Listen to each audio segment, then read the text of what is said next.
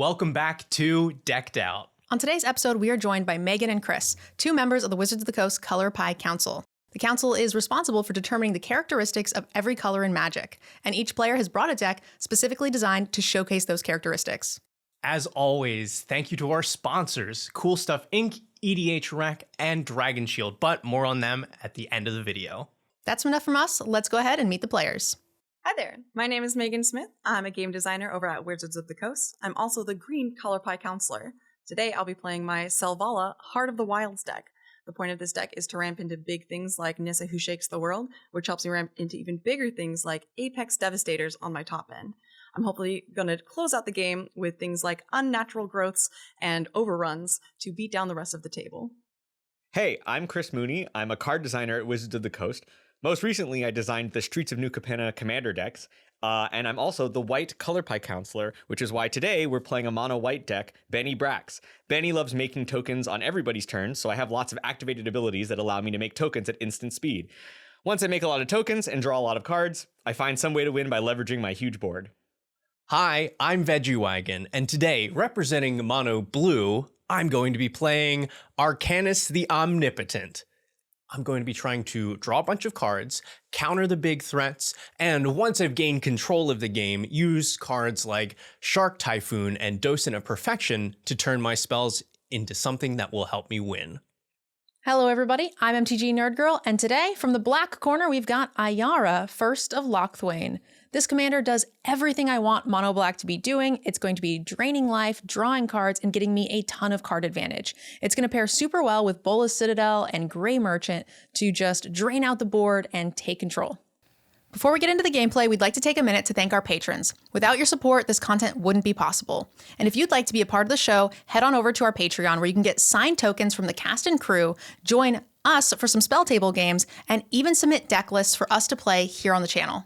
And of course, you can always support us by liking the video and subscribing to the channel. But I think it's time to head to the game. Welcome to the table. Let's see who goes first. D20. D20s. 4. 18. 9. All right, Great. I'll take second. Classic. I guess I'll go first. Classic Selvala goes first. Well, I'm last in the Wooburg order, so it only seems right that I should go first in the game. Oh, yeah. All right, so I'll get us started. I'll draw for turn. And I'm going to play a Mosswort Bridge with Hideaway. It'll enter the battlefield tapped. I'll look at the top 4 cards of my library, exile one of them face down, and put the rest on the bottom of my library. Once this becomes untapped, I may tap a green and tap this, and I may play the exiled card without paying its mana cost if creatures I control have total power 10 or greater, which hopefully is pretty easy in my deck. So, there's a blue player at the table, and I'm playing green. I gotta be really careful about where I utilize these spells, and Mosswort Bridge lets me cast things at instant speed, so I want to put something really spicy under there that I can cast once Veggie's shields are down. Then I'll pass to you. All right, I'm going to play a Shizo Death's Storehouse. All right, we're going to play a Warlock class. Comes into play on level 1. At the beginning of your end step, if a creature has died this turn, each opponent loses a life. The level 2 allows me to look at the top 3 cards, put one of them in my hand, the rest into the graveyard.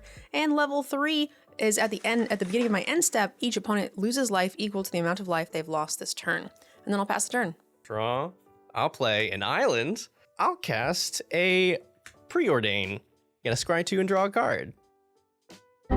I've forgotten what I have in my hand. Classic blue player problems.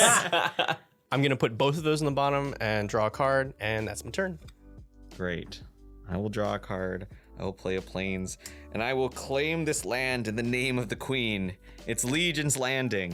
When it enters the battlefield, I will create a 1/1 white vampire creature token with lifelink. When I attack with 3 or more creatures, it's going to flip into Adanto, the First Fort, which is a land that lets me make even more vampire tokens. And I will pass. I'll untap. I think I'm going to double 1-drop just to show everybody up on turn 2. So I'm going to play a Boreal Druid and a Llanowar Elves. Boreal Druid taps for 1 colorless or generic mana. Llanowar Elves taps for a green, and they're both 1/1 elves. Okay, well, I'm feeling a little bit behind. I'm going to do a whole bunch of nothing. I'm going to play a Path of Ancestry tapped, and then pass the turn. No more 1-drops? Nope, I don't have anything. I thought we clarified this is monocolored 1-drop only. Yeah, mono means 1. I missed the memo. I'm gonna play an island, and like a blue player should, pass the turn with 2 blue open. Drawing Counterspell in my opening hand is pretty great, but also means I need to figure out what I'm supposed to use it on. I will draw Suspicious. my card. I will play a Plains. And generally, it's my policy to attack the player who's ramped the most. So, Megan, I will attack you with my 1/1 vampire. Would you like to trade either of your mana dorks for it? No, I would not. She didn't take the bait. And I'm done after that. 2 players have passed with open mana. This is highly suspicious behavior. Well, I came here to do the thing, so I'll tap each of these and I will cast my commander, Selvala, Heart of the Wilds. Whenever another creature enters the battlefield, its controller may draw a card if its power is greater than each other creature's power. So anybody who plays a big thing will get that benefit. And I can tap a green and tap her, add X mana in any combinations of colors, where X is the greatest power among creatures that I control. If you play a 3-power thing, you'll get to draw a card. And I will pass. I don't like playing big creatures, but I do like drawing cards, so. We could be friends. I'm gonna play a swamp, and I'll go ahead and play my commander, Ayara, First of Lochthwain. Whenever Ayara, First of Lochthwain, or another black creature enters the battlefield under your control, each opponent loses a life, and you gain a life. I can also tap it, sacrifice another black creature to draw a card. So I'll go up 1, and everybody will go down 1. How many black creatures do we think that she has in her deck? That's least- probably it. I feel like that's probably 38 more, I'm gonna say. And then I'll pass the turn. it. Who built this? This is... I'm gonna play an island. I'm gonna pass a turn. One of my favorite things about making cards is that, like, when someone plays your own card against you and you're like, who made this? All right, well, my deck being a very small creatures focused deck, I don't think I'm gonna get to draw off of Selvala very much. So I kind of have to take my chances wherever I can get them. Oh no. So I'm going to cast Bramaz, King of Ereskos. He's 1/dub, 3/4 Vigilance. When Bramaz, King of Ereskos attacks, I get a 1/1 cat soldier creature token with Vigilance. That's attacking. And when he blocks, I also get a 1/1 cat soldier creature token with Vigilance, and it's blocking the same thing as him. But more importantly, Bramaz has 3 power, which currently is the greatest power on the battlefield, so I will draw a card. Well done. I don't have a free attack on Megan anymore with my vampire. Pick on somebody else. Sure. Life is too short to not attack. Veggie, I'll attack you with my 1/1 life-linking vampire. I'll allow it. I'll I appreciate that. And I am done. All right, I'll untap. That's a good one. You're like on the other end, we're like, oh yeah, who built this? Somebody beautiful and blonde built this deck. I can sense it. Came here to play big things. I will activate Selvalla's ability. So the highest power creature I control is 2. So I'll add 2 green mana to my mana pool. 3, 4, 5. And I'll play an Elder Gargaroth. Oh boy. Vigilance, Reach, Trample. Whenever he attacks or blocks, I may choose one. I can create a 3/3 green beast token. I can gain 3 life, or I can draw a card. It is a 6/6. Looking at the blue player, does this resolve? So I think it resolves. All right. It will enter the battlefield, which will trigger Selvala. I will draw a card for Selvala. It has every keyword except haste, so I will pass the turn. And at your end step, I'm gonna try and make some friends. Okay. And I'm going to cast Wrong Turn. Target opponent gains control of target creature. I have the feeling that you have plenty of big, dumb idiots in that deck. So maybe I should give that to somebody else. But I love him. Did you think about that? Now you just need to win him back. Okay. You have to run into the airport screaming after him. Who is gaining control of my Elder Gargaroth? See, that's the thing. Who's going to be able to do the most with this? Who? I was gonna say we should give it to the color that has the least weakness or the most weaknesses. Like this has Vigilance, Reach, and Trample. That means it's good against flyers. It's good against small things. So you should give it to the color deck that has the most difficulty with those things. Is that white or is that black? I went 4th. So that's my petition to receive the Gargaroth. That's actually pretty. That's I'll fairly counter convincing. that and say Chris hates Elder Gargaroth. I know for a fact that you should not give it to Chris. I will say that you and I have the least number of creatures, and we're on the same team here, so we need the creatures. I've got removal to back it up and return the favor, so. Wrong turn might actually be kind of good for me. Both of our opponents have a ton of creatures on the board, so it really doesn't make sense for Veggie to give another creature to the person we already can't stop, right? Actually, I was already sold as soon as you said that they hate Elder Gargaroth. All I need to know is that true? Yes, it is true. Great, then you get it. What? Oh my gosh. There's no justice in the world. I'm so upset. The card that has all the text is yours. Dang. That's also going to trigger the Legion's Landing. If they attack with it. Oh my gosh. But if you remove it, like you well, said I don't you have could. any yet. Oh, I see how it is. It was the long game. I was theoretical removal. I was trying to get the decks with the no creatures to help each other out. But Schrodinger's removal. Right, yeah, Schrodinger's removal. It could be in there. I'm just not going to look at it right now. well, there's lots in there. It's just not in here yet. My go? Mm-hmm. Okay. Use all that famous black card draw to find it. Well, those tutors that everyone complains about. I'm going to miss my land drop, but I'm going to play a Phyrexian Arena, which is an enchantment that says at the beginning of my upkeep, I can draw a card and lose a life, or I just do. And then that'll be the end of my turn. I won't attack Veggie, even though I probably should, because that Elder thing is going to attack me and it's your fault. So, but we'll pass. There's that famous black card draw I we're talking didn't say about. where it was going to attack yet. You know, it's still an open question. I like that card. I don't like that card. I don't know what card it is, but I don't think I like it. I'm going to play an island. Like I said, I don't like that card. I'm going to pay 2 for Jushi Apprentice. Ooh. Yeah, I can pay 3 and tap it to draw a card, and if I have 9 or more cards in my hand, then I flip it, and the flip side will allow me to draw a whole lot of cards. Or somebody to draw a whole lot of cards. I'm just going to pass. Let's see what happens with this Gargaroth. We'll untap and draw. We will play a Reliquary Tower, so I have no maximum hand size. Classic white card. I mean, hey, I'll do whatever the commander rules allow me to do. I do have a general disdain for Elder Gargaroth, and so what makes the most sense is to send the Gargaroth back at its owner. So here's my attack. I'm going to attack Megan with her own Gargaroth. I'm going to attack NerdGirl with Brimaz. That is going to create a cat token with Vigilance that I guess I will also send your way, and I will attack the vampire token. Although I think it will meet a quick death at the hands of your 1/2, I'll even things out and I'll attack you with this vampire token. When I attack with 3 or more creatures, my Legion's Landing is going to transform. Adanto, the first fort. I can pay 2 dub and tap it to create another vampire token with lifelink. Also, when I attack with the Gargaroth, I've got to pick one of these wonderful options. And I believe I'm going to create a 3/3 green beast token. I am tapped out, so I'll be taking 6 damage to the face. I have no responses to your attack. I am going to block just the 1/1 and take the 3. Wow. And I'm also going to block the 1/1. Wow. Well, I will gain 1 from lifelink.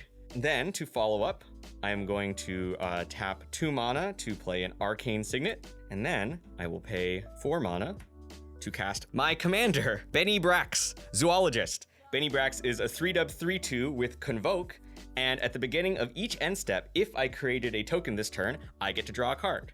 I will go to my end step, and if no one has anything to say about that, I will draw a card thanks to having created a token this turn. Why would you give the person with all the creatures more creatures that are very big and scary? I think this is working out great for me. I'll play a Bonder's Enclave. It just taps for a colorless mana, and then I can pay 3 to draw a card, but only activate it if I control a creature with power 4 or greater, which I no longer do thanks to somebody. Not naming names, Veggie. I will start by tapping 1 green and 2 generic mana to cast a Wayward Sword Tooth. It's a 3 mana 5/5 with Ascend. If I control 10 or more permanents, I get the City's Blessing. I currently do not have 10 or more permanents, but it allows me to play an additional land on each of my turns, and it can't attack or block unless I have the City's Blessing. It is a 5/5, which is not the biggest power on the table, so I will not draw a card from Selvala. But then I will tap Selvala. She will give me 5 green mana from Wayward Swordtooth. I will add an additional 1 for 6, and I will play a Thunderfoot Baloth. As long as I control my commander, this card gets +2/+2, and other creatures I control get +2/+2 and have trample. It's a 6-mana 5/5 with trample. So because I control Selvala, it enters the battlefield as a 7/7, which is the largest thing on the battlefield. So I will draw a card. Looking at the blue player real quick, if that resolves. Yikes. I don't have that much removal, Veggie. I think it's fine. Well, if the blue player says it's fine, I'll go ahead and draw my card for Selvala's ability. We're so dead. What did you do? No, this is great. I will play an additional land for the turn due to Wayward Sawtooth's ability. I only have 9 permanents, and I don't have anything else to cast this turn, and I cannot attack, so I will pass the turn. All right. At the beginning of my upkeep, I get to draw an additional card and lose a life. I was pretty interested to see how the miss land drop, then play Wayward Sawtooth was gonna go, you know? It all worked out. It did work All out. according to plan. Green, famous for planning ahead. Oh man, I missed a land drop, drew an extra card with Arena, and am still going to miss another land drop. So the only thing I can think to do is try to protect myself. I'm going to play a Graveyard Trespasser. It's a 3/3 with Ward, discard a card, and it says when it enters the battlefield or attacks, I can exile a card from a graveyard. If it is a creature, each opponent loses a life, I gain a life. Very black card. And I don't think there's any creatures, but we'll go ahead and remove just a whatever card from Veggie's graveyard. No creatures, right? No creatures. I mean, I do think it's irrelevant, so I have a preordain or a wrong turn. Let's take the wrong turn, just in case. We will also note that it is day. I'll just put this over here. And whenever a black creature enters the battlefield, each opponent loses and I gain. The game. Just lose the game. Pass the turn. Veggie will try to kill both of us. he tends to take the ship down, and I'm usually in the ship. I mean, that's very accurate. I will play a Coral Atoll for the turn. Comes in taps, and I have to return an untapped island in my hand. We're just chilling. I'll pass the turn. You pass the turn, so I believe it flips from day to night. So it will go to nighttime, and we're going to go ahead and flip the Graveyard Trespasser into the Graveyard Glutton. It just kind of does twice of what it normally does. It gets to remove an additional card and hopefully gain some more life. Draw my card. I will play a Plains. Well, I was going to keep hitting Megan with the Gargaroth, but, you know, that roll has been slowed. I would say to pick on somebody your own size, but that's still me. I'm going to cast Twilight Drover. This is a 2/1/1. Whenever a creature token leaves the battlefield, it gets a +1/+1 counter, and I can pay 3 mana and remove a counter to create 2 1/1 white flying spirits. Worth noting, since this is an older card, it does count creature tokens of anyone. So not just my own. I am going to send my Elder Gargaroth at NerdGirl, and I will elect to create a beast token. I will send my Brimaz at Veggie, and I will also send that cat token at Veggie. I am not going to block the Gargaroth, taking the 6. I'll block the token, the cat token. All right, so this cat token, unfortunately, meets its end, and Twilight Drover, fortunately, will get a +1/+1 counter. With that, I will go to my end step. Bennie will trigger, and I will draw another card. You know they're drawing more cards than us, right? I was gonna say, Chris and Ari, before Chris, who is the white color counselor, did a ton of work to improve White's ability to draw cards. Maybe too much? Chris, would you like to weigh in? Of course not too much. Look at, I've got to have all this stuff in order to draw my 1 card per turn. That's not very strong. Everybody tells me so.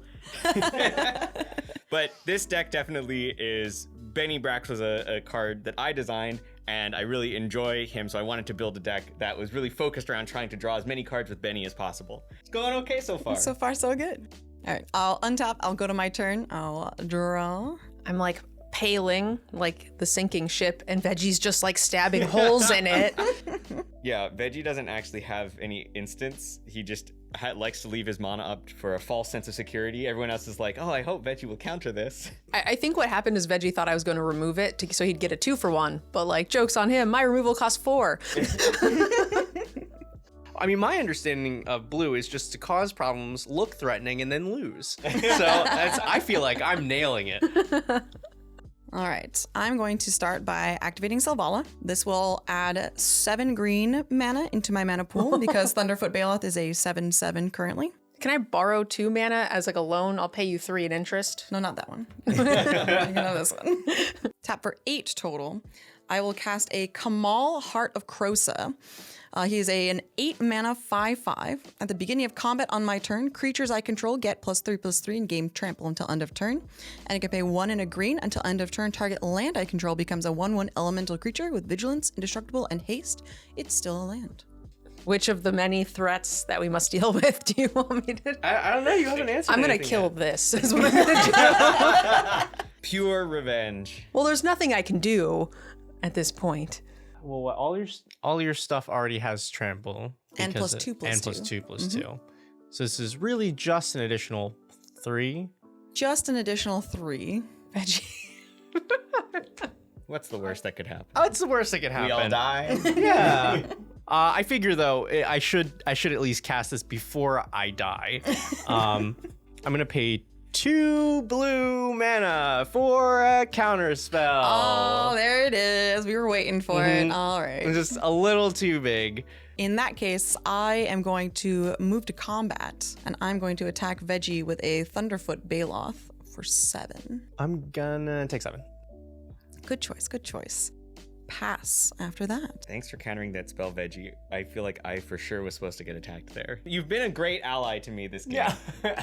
I'm sure. Does that mean we're it'll pay off friends? at some We point. can be friends. Great. I like having friends. All right, let's untap. I'll take a point of damage. I'm gonna draw 2 cards. All right, we drew a land, so we're gonna go ahead and get to play something, which is good. So we're gonna play a Lightning Greaves. And unfortunately, this is a sorcery, so I have to cast it now. Feed the Swarm. This destroys target creature or enchantment an opponent controls, and I lose life equal to the permanent's converted mana cost. The question is what is the big threat? I feel like you've been very friendly with me, Megan, and I don't want to provoke you. So we're gonna go ahead and kill the Gargaroth that has taken several swings at me, and I unfortunately will take 5 more points of damage. Hold on. Feed the Swarm in a mono black deck. Black is not supposed to be able to deal with enchantments. Black can destroy enchantments, but it usually costs you a lot, like life, or is just really expensive or inefficient compared to white or green's removal. In your position, I also would have killed the Gargaroth. But that's only 50% fueled by my hatred of Elder Gargaroth. I'll equip the Lightning Greaves to my Ayara and pass the turn. All right. Oh, sorry guys, it also turned today because I did indeed cast 2 spells. What do I think is going to happen in this next turn? We are both going to die, is I think the answer you were looking for. Probably not next turn. Yeah. Soon. Soon. Soon TM. I have Arcanis mana, but then that means that I don't have any mana for everybody else's turns to pretend like I have something to do. Well, they do say, Arcanis on the battlefield is worth 3 in your hand. They do say that, so I'm going to tap 6 and I'm going to cast Arcanis the Omnipotent. I can tap to draw 3 cards, and also I can pay 4 to nope them back to my hand. I could think of no more of a blue card than drawing cards and then running away. Living to fight another day. Yeah, I'll pass. During your second main phase, I'm going to remove a +1/+1 counter from Twilight Drover to create 2 1/1 white flying spirit tokens. And then when you go to your end step, Bennie Brax will trigger and I will draw a card. When the white player builds a better blue deck than the blue player. I don't know what you're talking about. I think I'm crushing it. Recently, we started to give white a lot more card draw effects. Even though cards like Bennie Brax and Rumor Gatherer can only draw you 1 card per turn, if you build your deck around them, they can start to add up pretty fast. You're not dead yet, so that's impressive. That's pretty good. I will play a Scavenger Grounds. This is a land that I can pay 2 tap and sacrifice it to exile all cards from all graveyards. Don't look at my stuff. I'm not, actually. I'm looking at my own stuff, trying to figure out where my attacks are. In my first main phase, I will cast Rumor Gatherer. Rumor Gatherer is a 1/dub 2/1. It has Alliance. Whenever another creature enters the battlefield under my control, I scry 1. But if it's the second time it's resolved in a turn, I get to draw a card. I would like to live dangerously, so what I've determined is that looking at the board, I don't think that Bramaz has any safe attacks. So I am going to send Brimaz at Megan and see if there's something scary hiding under the Mosswort Bridge that's going to jump out and potentially eat Brimaz. Ooh. I appreciate this. So I'm going to attack Megan with my Brimaz. That's going to create a 1/1 cat token. I will send the 1/1 cat token. You killed my Gargaroth, so I will send it at NerdGirl. I killed her Gargaroth. Which he stole. I'm innocent. I never stole it. I just, presented it a new home. So you kidnapped it. Yes. And I've also got 2 1/1 flying spirits, which I'm going to send these at Megan as well. And when this cat enters the battlefield, it will trigger Rumor Gatherer, and I will get to scry 1. I will activate my Mosswort Bridge. I will attempt to cast a Rishkar's Expertise. Oh, not a blocker, but still a very strong card. I will draw cards equal to the greatest power among creatures I control, which is currently 7. And then I may cast a spell with mana value 5 or less from my hand without paying its mana cost. Does that resolve? Well, the blue player is tapped out, so... 1, 2, 3, 4, 5, 6, 7. And now we read what we've got in here. Well, the good news is that there's no possible way that she has, a creature that can block my Brimaz that costs 5 mana in her hand. That seems very unlikely. Yeah. But doesn't it have to be anything to turn on the tooth? Oh, sorry.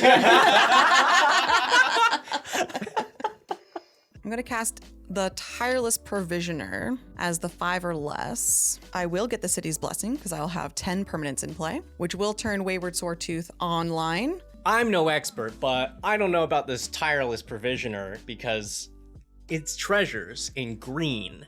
So I included Tireless Provisioner in my deck because it makes 2 tokens that are very green in nature. Treasure makes a lot of mana, and food gains you a lot of life. Even though they're artifacts, I feel like those are 2 of green strengths.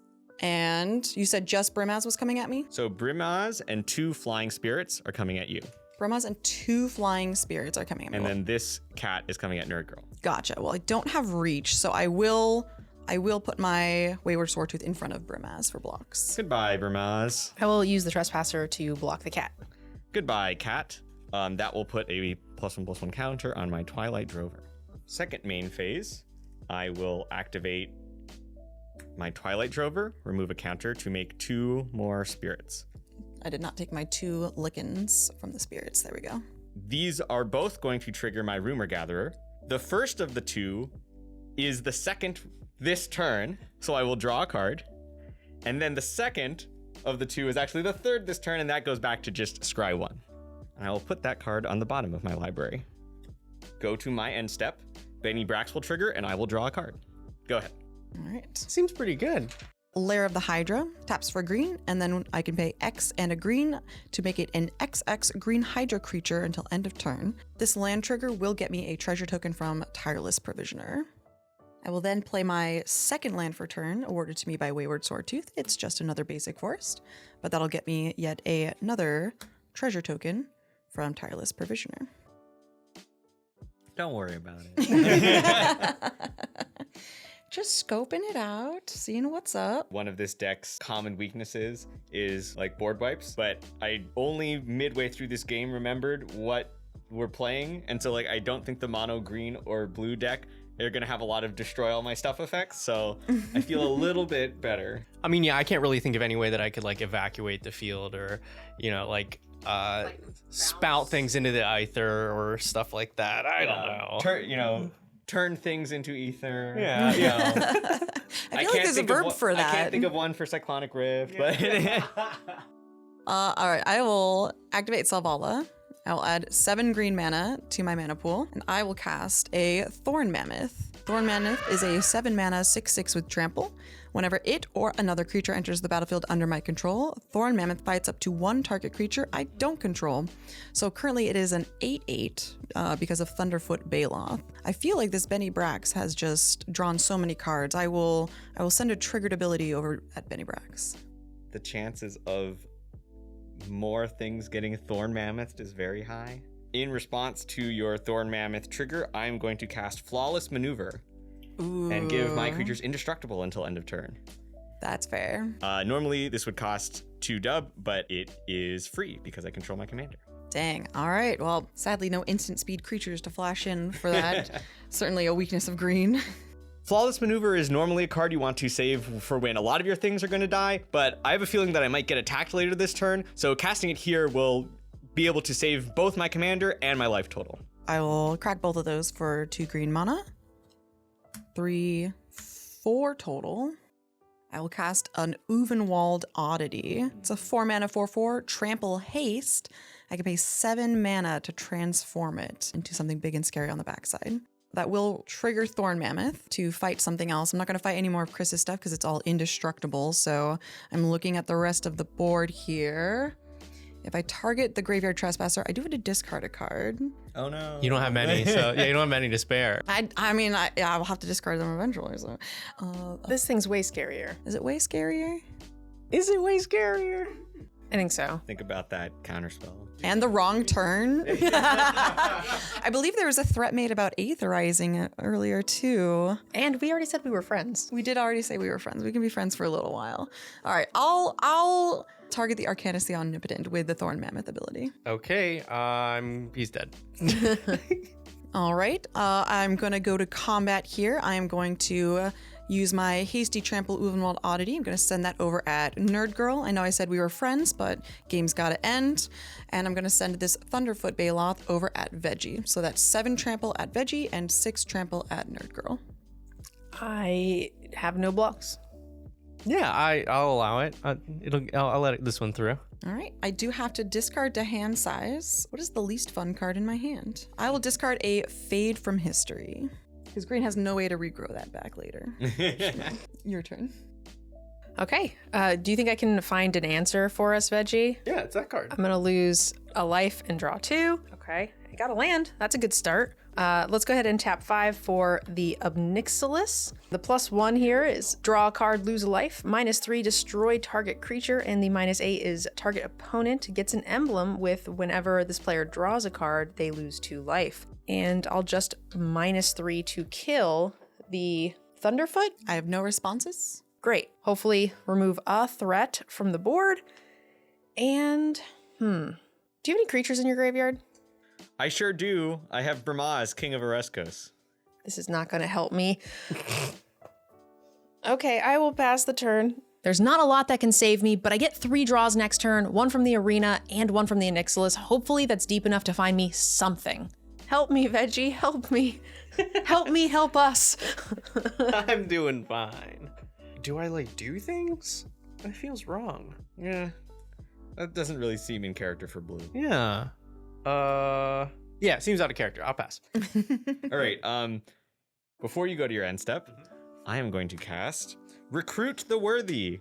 This is a instant. It's dub, make a 1/1 soldier. It has buyback 3. I'm not going to pay the buyback. I'm just creating a 1/1 soldier. But that means that when you go to your end step, Bennie Brax will trigger and I will draw a card. Also, when that token enters the battlefield, I will get to scry 1 thanks to Rumor Gatherer, and I will bottom that. Here's my soldier, and then I will draw a card for Bennie. And because no spells were cast on Veggie's turn, it will turn to night and I get to transform my Graveyard Trespasser. Exactly as planned. Woohoo! All right. So the first thing that I'm going to cast on my turn is Soul Warden. Dub 1/1. Whenever another creature enters the battlefield, I gain 1 life. Pad our life total just a bit more.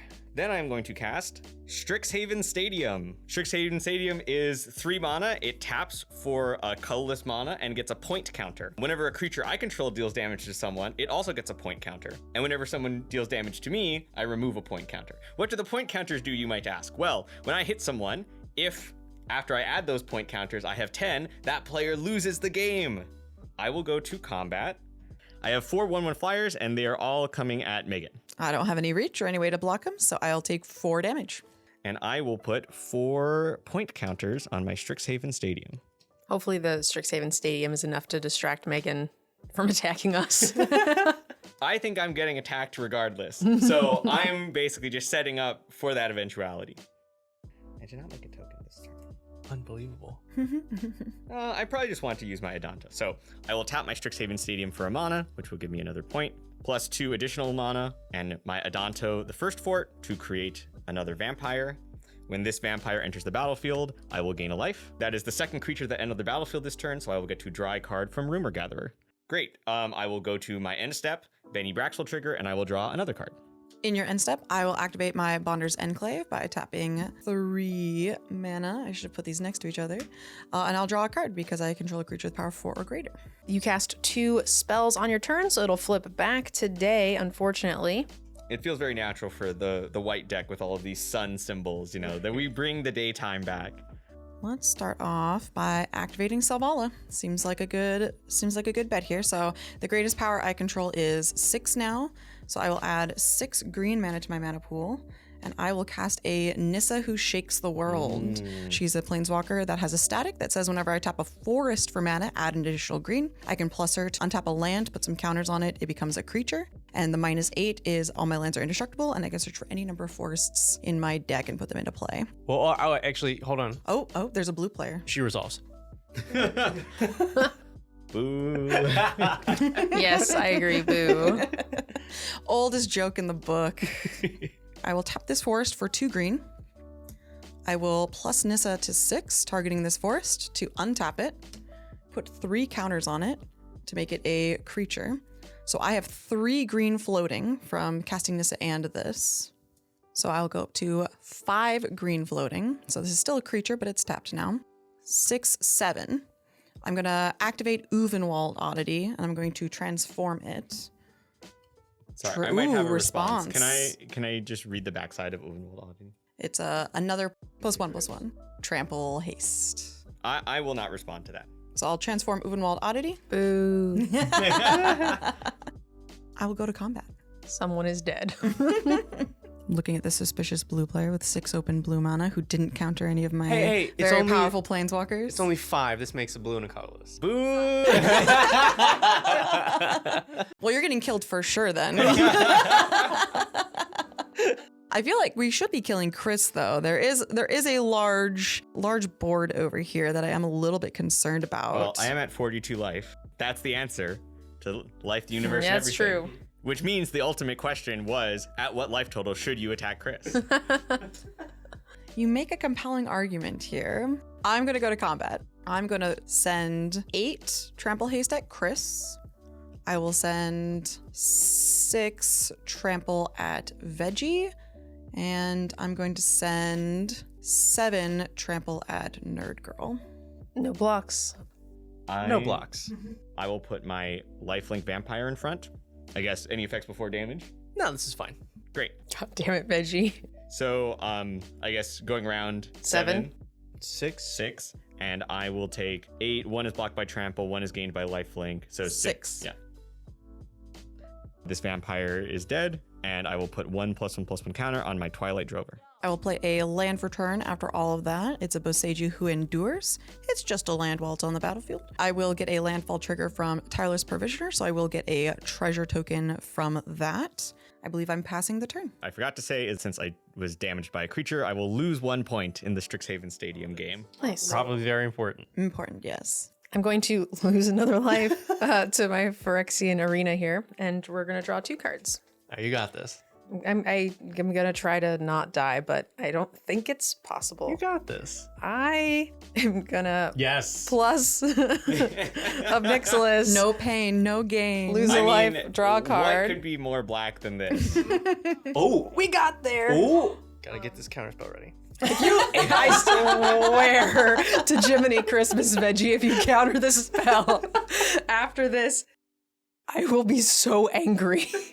Graveyard Trespasser is going to come across to the lovely Megan here to remove your very largest creature out of your graveyard. Let's take the 7/7 scary thing that kept hitting me. All right, Thunderfoot. I believe that is the Thunderfoot. And I get to gain a life, and you get to lose. Is it each opponent? We all lose? Each opponent loses, and you gain 1, correct? It's attacking me, or is it attacking Nissa? Let's go with Nissa. I have a bad feeling a board wipe might be coming. What? Someone I don't- attacks with their creature into like definitely gonna blockers? die? Yeah. What could Super happen? wild. I will put Boreal Druid in front as the brave soldier to block and save the Nissa. Perfect. All right, that will die. And then I will go ahead and cast the 3rd card I drew this turn, which is Damnation. Destroy all creatures. They cannot be regenerated. All right, so that's on the stack. I'm not doing anything about it. Veggie, I will strangle you. Actually, no, on the stack, I will pay 3 and draw a card. I'm also going to respond because I think after this damnation happens, we are not going to have any way of getting rid of Nissa. I'm going to tap my 2 mana and cast Kabira Takedown, targeting Nissa. So this is 1 dub instant, and it deals damage to target creature or planeswalker equal to the number of creatures I control. Kabira Takedown is an effect that we recently moved into white. I've been kind of saving it, hoping that there's a prime opportunity to use it, and since all my creatures are about to die, I think this is about as good as it's going to get. It is definitely more than 6. I have no response to that. Does anyone else have a response?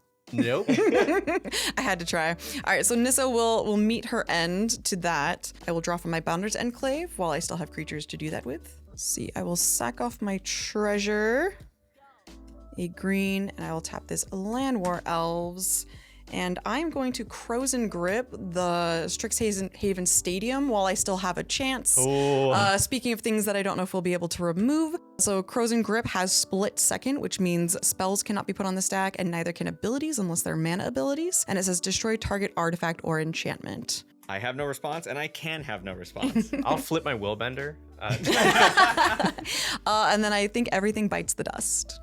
I was really jealous of Chris casting Flawless Maneuver. Green doesn't get Heroic Intervention anymore, and I would have loved that effect in response to that first board wipe from NerdGirl. But these days we've got to do with things like Tamiyo Safekeeping, making maybe 1 or 2 things indestructible. See, this is the long game. I was planning for that board wipe, so that's why I haven't committed anything to the board or really to the game at all.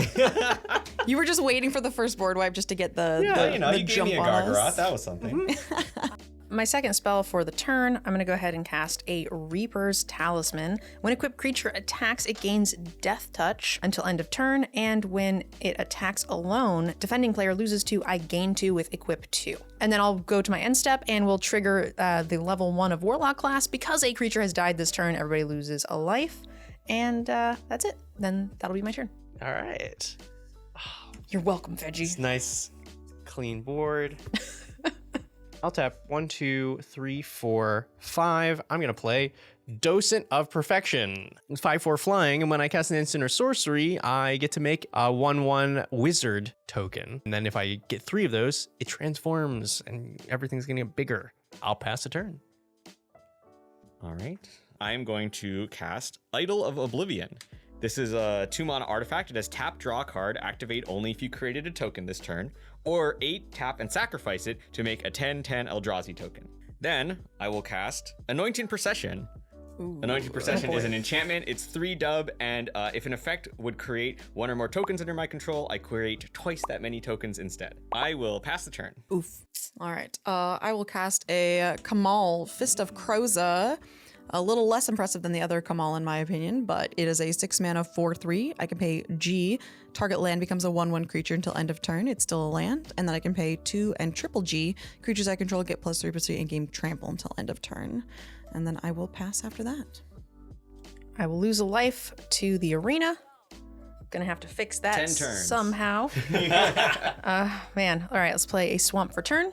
All right, well, Nixless has been good to me, so I'm gonna plus him and go to 4, lose another life. I support this. And then I'm gonna attempt to try to not die. The only way I think I can do that is by paying 4 and playing the Gataxian Puppeteer. Whenever you draw your second card each turn, each opponent loses 2 and you gain 2, and when it dies, I can return a 3 CMC or less creature from my graveyard to the battlefield, which in this case would be the Graveyard Trespasser. I'm going to suit it up with the Lightning Greaves. Everybody's very scary. Everybody's very scary, but I'm a lot closer to being scary and dead than... I was hoping no one would point to the life totals. I've only been eyeballing them every other turn, just like, gosh dang it. I have such a low life total. Okay, Veggie, please don't attack me. Go. Okay. Pass the turn. Here, I'll even give you the opportunity. At the end of your turn, I'm going to cast Quicken. It's a little sad. I just want to cast a spell and draw a card, but it would have allowed me to cast a sorcery at instant speed. Yes, I am tapping out here just so I can make a creature and draw a card, but I am positive that NerdGirl is not going to kill my creature right now. I think I cannot allow you to untap with continuing to be able to do stuff. So we're going to go ahead and cast Hero's Downfall. I am positive. Destroy target creature or planeswalker. I'll get a wizard, I'll draw a card, and then Docent dies. Yeah. Okay. Just looking for the rest of my islands. Draw for turn. Yeah. I'm going to pay 4 for Murmuring Mystic. It's a 1/5, and whenever I cast an instant or sorcery, I make a bird. 1/1 bird. Veggie's playing a couple of blue creatures that are making tokens. Making tokens is something we think is fun enough that every color should be able to do it, but we want to make sure that white maintains the first place prize in token production. So recently we've tried to give it a lot more cards that make tokens and cards that benefit from having tokens. And I'll pay 2 to play a Sky Diamond. And I'll pass. I will, on your end step, activate my Adanto, the first fort. That will make a vampire, which will turn into 2 thanks to Anointed Procession. And then, since I created a token this turn, I can tap my Idol of Oblivion to draw a card. Then I will go to my own turn. Let's see, Veggie's got 1 mana. All right, well. I will attempt to cast Sun Titan. Yeah, I won't respond to that. Sounds great. My Sun Titan is going to get back Rumor Gatherer. Then I am going to activate my Adanto, the first fort, create 2 more vampires. That will trigger Rumor Gatherer twice. The first trigger will allow me to scry 1. I'll leave that on top. The second trigger will allow me to draw a card. I guess I will, since I've made a token this turn, I will draw a card with Idol of Oblivion. And then I could attack this turn, but I think it sounds much more fun to tap all of my creatures to convoke out Bennie Brax for free. Nice. I will go to my end step, and since I created a token this turn, Bennie Brax will draw me another card. There's a lot of problems on the field all of a sudden. It's me. I don't know. When the white player is the problem, I feel like that's good magic. We did our job. I need a Hail Mary here to try and get back into this. I'm going to cast a Genesis Wave. It's only for 3.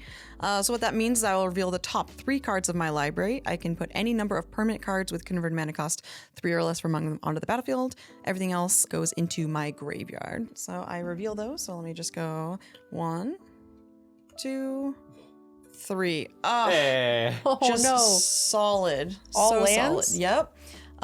Which is actually really good because one of these lands is Nykthos Shrine to Nyx, Yeah. which I can pay 2 mana and choose a color, add to my mana pool an amount of mana of that color equal to my devotion of that color. Well, my hand's a little bit awkward, so I'll just play my land for turn. It's a Gaia's Cradle. I can tap it to add green to my mana pool for each creature I control, which is only a single green right now, and not much to show for that, so I will pass the turn. All right. I'm actually going to lose a life to Phyrexian Arena, but when I draw my second card from Puppeteer, I will gain a life. Net +1 there. Each opponent will lose 2 as well. So I feel like we finally did it. It took this whole game, but I have accomplished the black deck. The engine is did it. online, look out. All right, let's go a swamp for turn.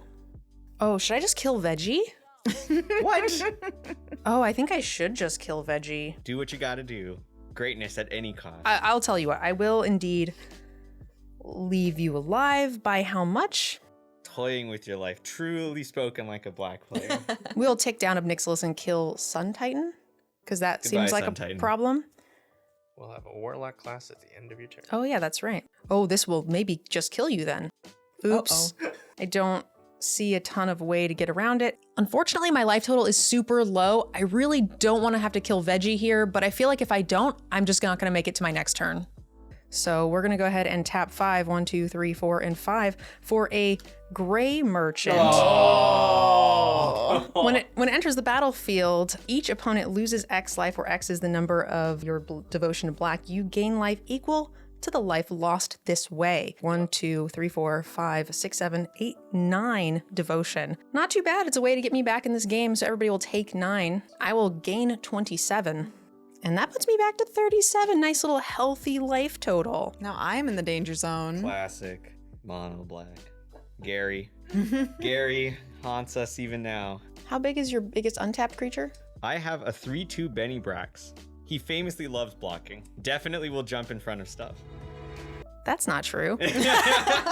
She saw through your Dang it. ruse. That's not true at all. I don't think Bennie Brax has blocked a day in his life. So I'm going to go ahead and pay 0 to move the Greaves off. I'll put it onto the Gary. So I lose Shroud on the Puppeteer. I'll pay 2 to equip the Talisman onto the Puppeteer and then re-equip the Greaves. I might have a response to your re-equipping of Greaves. Okay. Ooh. We've got a Warlock class that's going to happen, so you're not long for this world. Nope. We're at 12, 23, 37.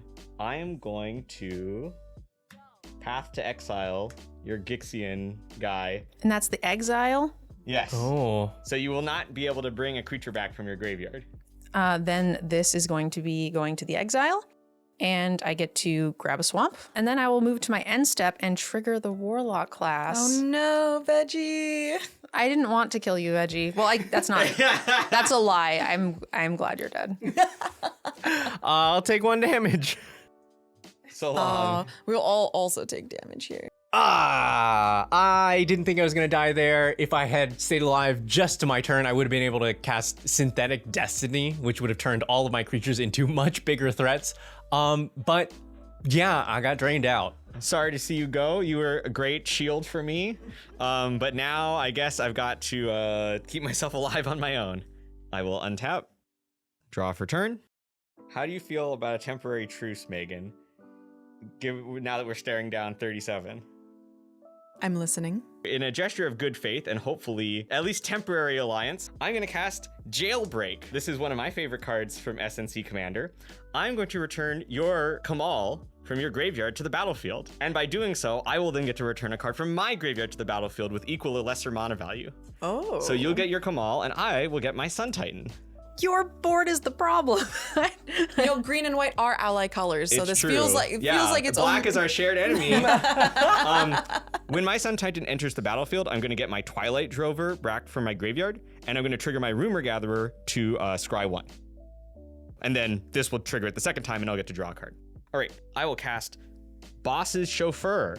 This is another SNC card. It enters the battlefield with counters equal to the number of creatures I control. And if more creatures enter the battlefield under my control, it will get additional counters. And when it finally dies, I will make that many 1/1s equal to the number of counters on it. So currently I've got 1, 2, 3, 4, 5, 9 total. Go ahead and go to combat. And I am going to send my 4 life-linking vampires. 2 of them will attack Obnixilis, and 2 of them will attack you directly. Block one of the ones attacking me. Yep. Omnixilis is gonna bite the dust, and I take 1, and you lose 1 vampire. And I gain 4 life from lifelink. I will also put a counter on my Twilight Drover. I think I'm going to pass. Declining to draw a card. Suspicious. I will tap 6, 8, 10 total mana. I'm going to cast an Apex Devastator. Ooh, it's a nice. 10 mana 10/10 with Cascade, Cascade, Cascade, Cascade. I'll flip cards from the top of my library, looking for spells that are less CMC than 10. And I will cast those spells, and I will do that 4 times. So let's start this up. Unless, no wait, blue player's dead. Just kidding. Go ahead. We are free. So we will begin the first Cascade. Will be a Shigeki Jukai Visionary. This is from Neo. It's a 2 mana 1/3. I can tap 1 and a green to tap it, return him to my hand, and then I can reveal 4 cards from my library, put a land onto the battlefield, and the rest into my graveyard. The second Cascade, Ashaya Soul of the Wild. Ashaya Soul of the Wild's power and toughness are each equal to the number of lands I control, and non-token creatures I control are forest lands in addition to their other types. A third Cascade, Sky Shroud Claim. Search my library for up to 2 forest cards and put them into play, then shuffle your library. And then we'll do the 4th Cascade, which is a Return of the Wild Speaker. Whew. So currently the Apex Devastator is not in play for the Return to the Wild Speaker as I cast it, and neither are the Ashaya or these cards that I've cascaded into. So I will draw cards equal to the greatest. Oh no, because these are both humans. Interesting. Oh no, I have a bit of a dilemma here. It finally comes back. I will cast it, so it'll go into my yard. I will draw no cards, and nothing will get buffed, but it will go into my yard, so maybe I can dig that out later. Then I'll resolve the Sky Shard Claim. I pulled out 2 forests, so we'll put those in, and we'll give my library a nice shuffle as we resolve that. Ashaya will resolve, and then Shigeki. And then finally, Devastator. Apex Devastator will resolve at last. All right, I'm going to cast, using my Gaia's Cradle here, for 5 green mana. I'm going to cast a God Eternal Ronus. 5 mana, 5/5 with Death Touch. When he enters the battlefield, double the power and just the power, of each other creature you control until end of turn. Those creatures gain Vigilance until end of turn. So the only creatures that can attack are both of the Kamals.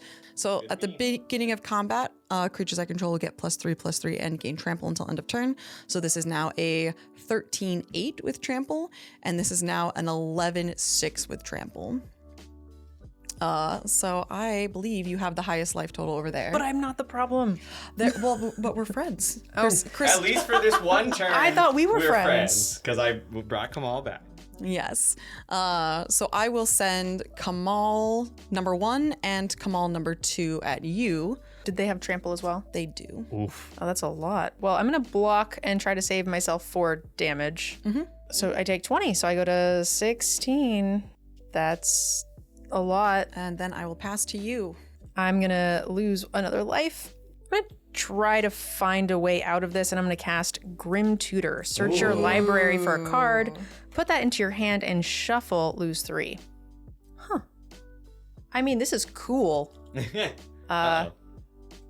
1, 2, 3, 4, I play 5, by the 6, rule of 7. cool. That is very cool. And then if there's a response removal, I will respond with crying. Luckily, crying doesn't use the stack. We can't respond to it. It's a state-based action. Tears will resolve.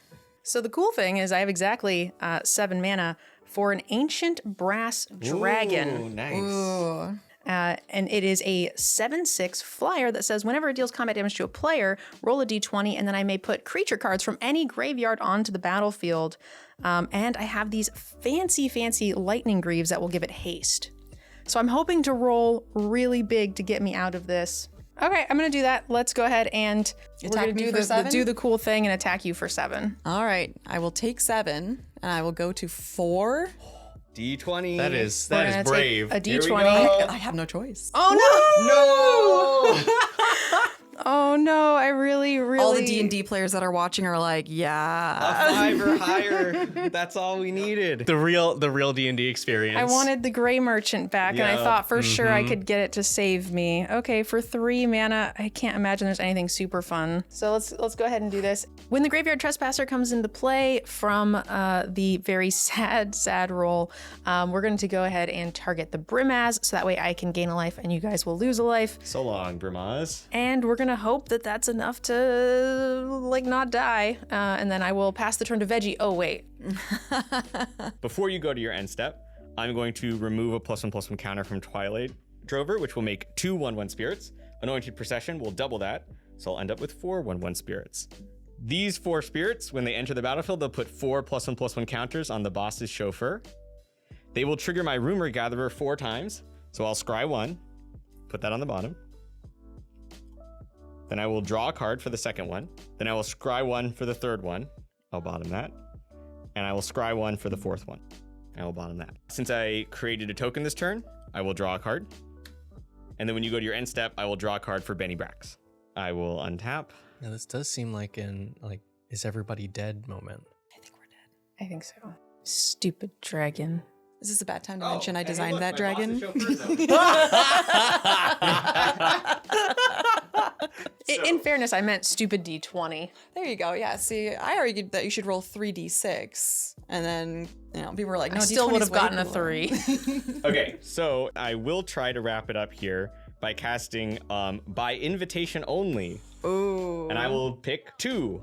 So we will each sacrifice 2 creatures. I'll sacrifice 2 vampires and put 2 counters on my Twilight Trove. I will pay 2 mana. I will target 2 of my lands to become 1/1s, and I will sack those as my 2 creatures. Good luck. Survive. I'm dead to 4 spirits in the air, right. but So this is all showmanship. Yeah. Now I'll go to combat. I'm going to attack Megan with 4 spirits in the air. and I will attack Nerd Girl with a Sun Titan and a Boss's Chauffeur that's a 13/13. I think that kills us. Yeah. Good game, everyone. I feel like I just didn't quite get a chance to like really pop off with all the mana that I was making. I almost turned the corner right at the end with the Apex Devastator and almost had a turn to really show the power of my deck and just kind of getting in for a lot of damage. But Chris was able to stabilize and had a ton of power with all those tokens, and we just weren't able to get there today. I thought I had enough life, but I didn't think Megan was going to come over the top and help Chris kill me here at the end, but pretty close. I'm pretty happy with the comeback that I made. I didn't see a lot of the small spells that would have gotten my engine going earlier in the game, and by the time I finally got something, all of the other players actually had their threats on the board. It looks like I blew it. White comes first in color order for a reason. White now officially the strongest color in Commander. Plus, if things went bad, still had all these. Thank you guys so much for watching. As always, this episode wouldn't be possible without our sponsors. Coolstuffinc is the best place to pick up anything from sealed product to singles. And don't forget to use our code TOPDECK at checkout for 5% off your order. If you need a little deck building inspiration, head over to EDHRec.com where they've got all the synergies to match your budget and style. And now that you've got your deck list, you're going to need some accessories. Head on over to Dragon Shield using our affiliate link where you guys can pick up everything you need to get into the game. And if you'd like to support us more directly, you can head on over to our Patreon to unlock some exclusive perks and become a part of the show. And as always, if you liked the video, hit like. And if you really liked it, click subscribe. That way you won't miss our next episode with Air Bubbles and Power Dragon in a showdown between slivers, goblins, vampires, and humans. We'll see you next time on Decked Out.